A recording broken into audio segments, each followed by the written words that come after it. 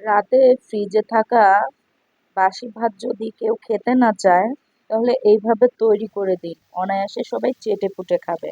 Hello everyone, আসসালামু আলাইকুম। তো চলে এসেছি আজকে ছোট্ট আরেকটা ইউনিক রেসিপি নিয়ে, যেটা কিনা সবাই চেটে পুটে খাবে।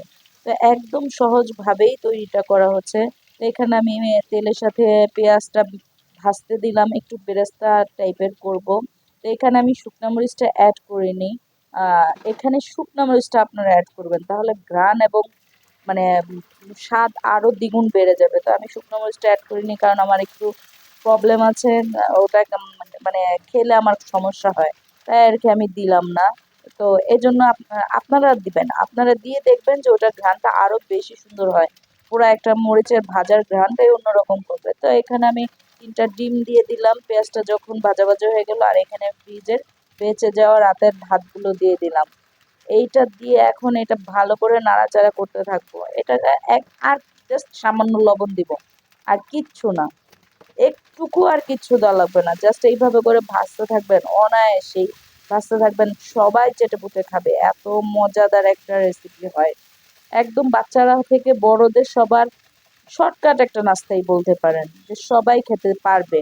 বাচ্চাদেরকে অনায়াসে এটা খাওয়াতে পারবেন, কোনো ধরনের কোনো সমস্যা হবে না। তো এই যে এটা আমি যেহেতু ফ্রিজে ভাত ছিল, ঠান্ডা ভাত ছিল, দলা দলা পেকে ছিল, ওগুলোকে একটু ভেঙে ভেঙে দিলাম, যে দিয়ে ভালো করে নাড়াচাড়া করতেছি। ভালো করে নাড়াচাড়া করতেই থাকতে হবে, কারণ এটা যতক্ষণ না ভাজা ভাজা হবে ততক্ষণ নাড়াচাড়া করতে হবে। এটার মূল রহস্য হচ্ছে ভালো করে ভাজতে হবে।